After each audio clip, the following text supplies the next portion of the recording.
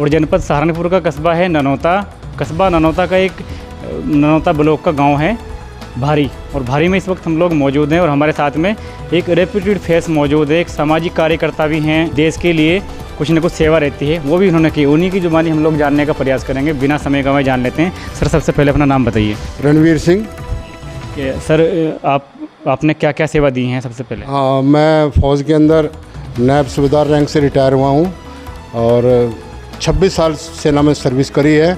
बहुत अच्छी तरीके से नौकरी करी है, कोई बेदाग चेहरा है। जब सर आपने ये जो नौकरी की है, आपने नौकरी समझ कर नौकरी की है या सेवा समझ के? इसमें सबसे पहली बात तो यह है, पहले गरीबी बहुत थी। सबसे पहले तो आदमी ये देखता है कि मुझे नौकरी मिल जाए, मैं अपने परिवार को किस प्रकार से चला सकता हूँ, मेरे परिवार का लालन पालन ठीक प्रकार से हो सकता है या नहीं हो सकता है। फर्स्टली तो मैं यही कहूँगा, हर आदमी जो भी नौकरी के लिए जाता है वो ये देखता है कि मैं अपने परिवार को कैसे चला सकता हूँ, मैं अपना जीवन यापन कैसे कर सकता हूँ। लेकिन जैसे जैसे आदमी मैच्योर्ड होता है, मैच्योर्ड होने के बाद में उसको अपनी रिस्पॉन्सिबिलिटी का पता लगता है कि मैं मेरा जो काम है वो एक देश सेवा भी मैं कर सकता हूँ अच्छे तरीके से। तो फिर भावना पड़ती है देश के प्रति सब कुछ न्योछावर करने की। उस वक्त आदमी घर को सब कुछ त्याग देता है और सिर्फ प्रति रहते हैं उसके देश के प्रति जो भी कुछ है वो सब न्योछावर करने के लिए तैयार रहता है। फौजी साहब, फर्स्ट टाइम किस टाइम पोस्टेड हुए थे आप? मैं 1982 में 24 मार्च 1982 को मैं आर्मड कोर में भर्ती हुआ। वहाँ पर मैंने पहली पोस्टिंग मेरी अहमदनगर की ट्रेनिंग सेंटर में मैं रहा।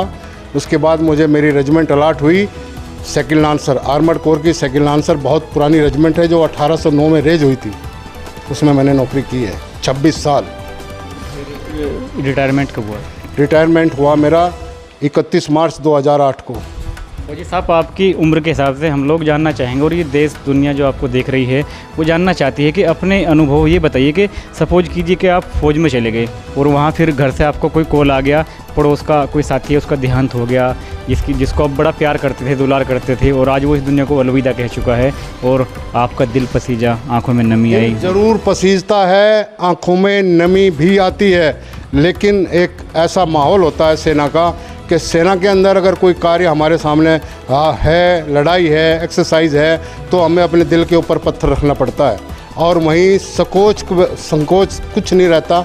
दिल में ये होता है यार सेना की नौकरी है, अब क्या करें, हम कुछ नहीं हो सकता। सब्र के साथ साथ कहीं ना कहीं एक घूंट पीना पड़ता है। फौजी साहब, ये बताइए, जब आप यहाँ से सेवा रिटायरमेंट होने के बाद आप यहाँ पे घर आए तो कितने लोगों ने आपका स्वागत किया था, कितने लोगों को खुशी हुई थी और कितने लोगों को नहीं? खुशी तो सभी को होती है, मुझे भी खुशी थी। मेरा परिवार, मेरे रिश्तेदार सब मुझे रिसेप्शन पर मेरे गए थे, सब मुझे लेकर के आए, स्टेशन से रिसीव किया और घर तक बहुत अच्छे तरीके से मुझे लेकर के आए। ऐसी बात नहीं है, खुशी सभी को होती है, घर परिवार वालों को भी खुशी होती है। कौन सा रेलवे स्टेशन था? ननौता रेलवे स्टेशन, मेरा बिल्कुल नज़दीकी रेलवे स्टेशन। सभी लोग आ गए थे? हाँ, सब लोग मेरा जो ना स्वागत किया, लोगों ने बहुत अच्छे तरीके से मुझे रिसीव किया और घर पाए। मेरे रिश्तेदार भी थे, घर के भी आदमी थे, सभी थे। रणवीर फौजी साहब हमारे साथ जो मौजूद हैं, जब जैसे ही इन्होंने ननौता रेलवे स्टेशन पर अपने कदम रखे, अपने जन्मभूमि पे आए, अपने गांव में आए, अपने परिवार में आए, तो वहाँ से एक सोशल दायरा शुरू हुआ है फौजी साहब का। और आज ये सोशल दायरा इतना बढ़ गया है कि एक घेर है, हम लोग आपको इसको अलग से शूट करके दिखाएंगे। ये घेर इतना बड़ा बनाया है, किस लिए बनाया? बनाना का तो उद्देश्य यही है, मेरे पास 2 बेटे हैं और भगवान ने 3 पोते दे दिए। अब कहाँ रहेंगे? और बेटी? एक बेटी है, उसकी शादी कर दी, वो हरियाणा में, वो तो चली गई। अब बच्चे कहाँ रहेंगे? कल को आप लोग ये कहोगे अरे यार नौकरी करके आए हैं और अभी रहने के लिए भी जगह नहीं है, तो कुछ तो करना ही पड़ेगा। चलिए बात कर लेते हैं फौजी साहब से कि अगर आम आदमी यहाँ का भारी गांव का आदमी कोई भी चाहे कि मैं तो फौजी साहब के पास जाऊँगा इस शिकायत को लेकर, और ये अधिकारी से मेरी आवाज़ के साथ आवाज़ मिलाकर, कंधे से कंधा मिलाकर, शाना बशाना चलकर मेरी आवाज़ को उठाएंगे और अधिकारी को जाके कहीं ना कहीं इस चीज़ को वजूद के साथ रखें, क्योंकि ऑफिसर रहे हैं और एक्समैन भी बोलते हैं। बिल्कुल, मैं हर गांव के किसी भी आदमी को जो मेरे पास आता है उसके साथ मैं खड़ा होता हूं। मेरी गाड़ी 24 घंटे अवेलेबल रहती है। गांव का कोई भी आदमी आता, मैं उसको विदाउट एनी फेल उसके साथ एकदम चलने को तैयार है, तो कहीं तक भी चले जाता। आप समय भी दे देते हैं, और कहीं ना कहीं अगर बात की जाए कि इस महंगाई के दौर में और इस भागा दौड़ी के दौर में, इस ट्रैफिक के दौर में पेट्रोल की कहीं ना कहीं डीजल की ज़रूरत रहती है और कहीं ना कहीं समय की भी भरमार है, तो आप क्या क्या सेवा देते हैं?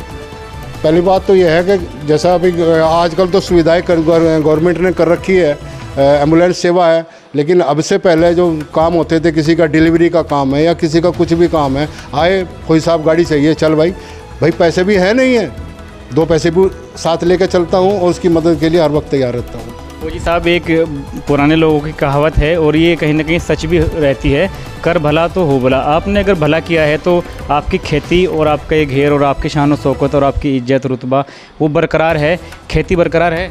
हाँ, सब बढ़िया चल रहा है जी काम। कितनी अभी होगी आप? मेरे पास 35-36 बीघे ज़मीन है।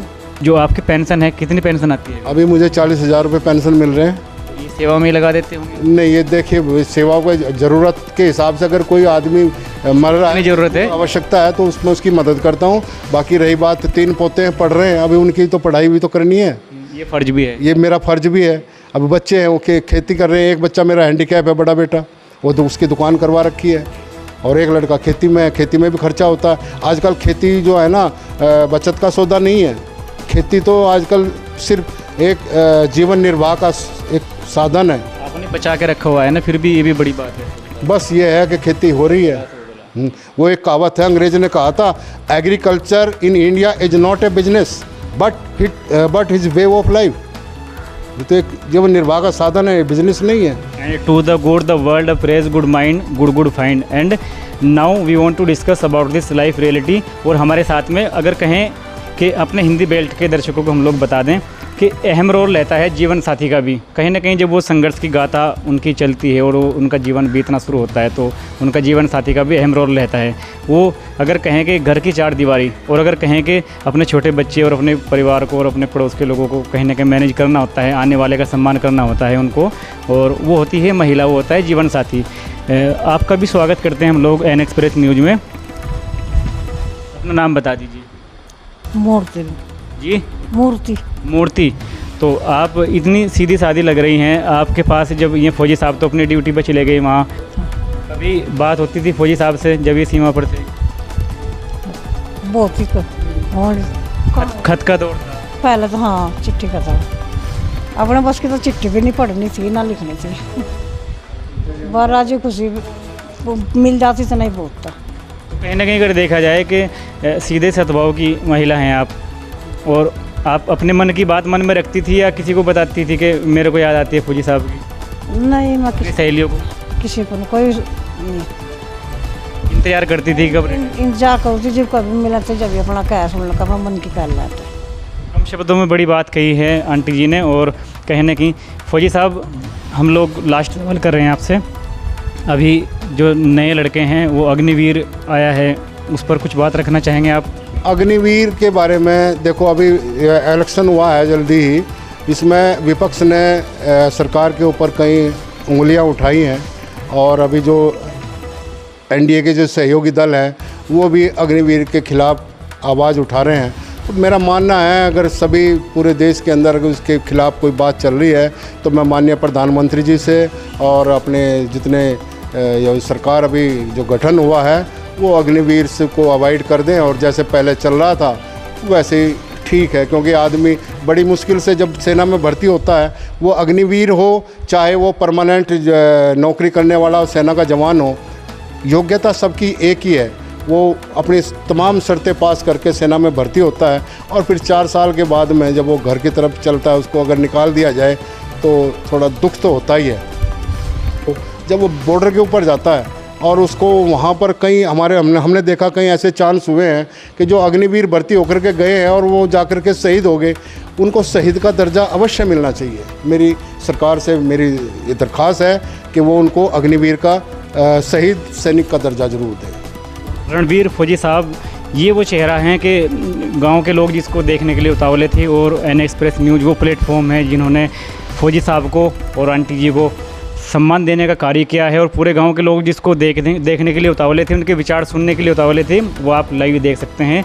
और अपने साथी कामिल शाह के साथ मैं आस मोहम्मद, नए अपडेट के लिए बने रहें एन एक्सप्रेस न्यूज़ के साथ।